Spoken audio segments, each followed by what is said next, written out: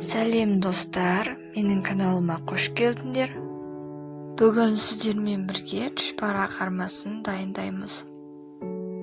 Бұл тағам өте дәмді пісірілген, сіздерге де жасауға кеңес беремін. Қазір бірге дайындау барысын көреміз.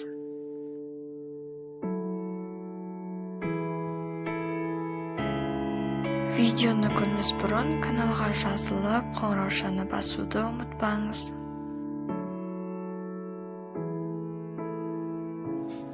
Ең алдымен 500 грамм ұнға 1 қасық тұз қосып, 250 мл су қосып, қамырын дайындап аламыз. Қамыры орташа еленеді, өте қатты да, жұмсақ та болмауы керек. Илеп болған қамырды салафанға салып 40 минут тындырамыз. Қоспасын дайындау үшін бізге осындай ұсақталып тұралған ет және де пияз керек. Етке 1 қасық тұз, там қосқыш және қарабұрыштың ұнтағын қосамыз. Тұралған пияздың қосып, оларды жақсылап араластырамыз.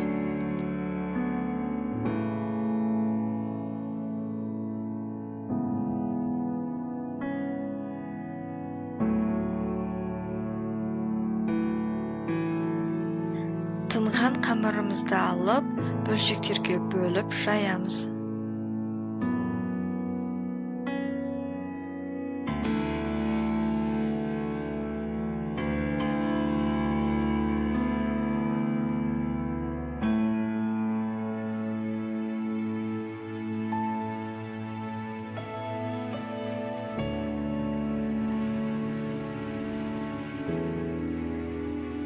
Жайып болған соң қоспаны ішіне салып, әдемілеп түйіп майға қуырамыз.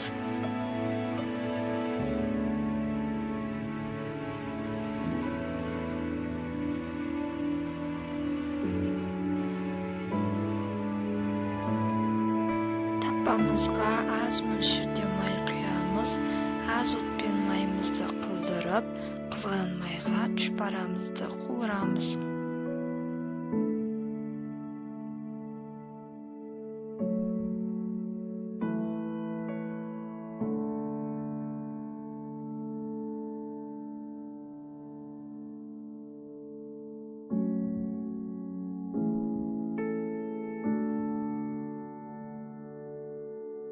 Бір жағы қуырылғаннан кейін, екінші жағына аударамыз. Қуырып болған соң, аз мөлшерде су құямыз. Суымыз қайнаған соң, тапаның бетін жауып, 20 минут пісіреміз.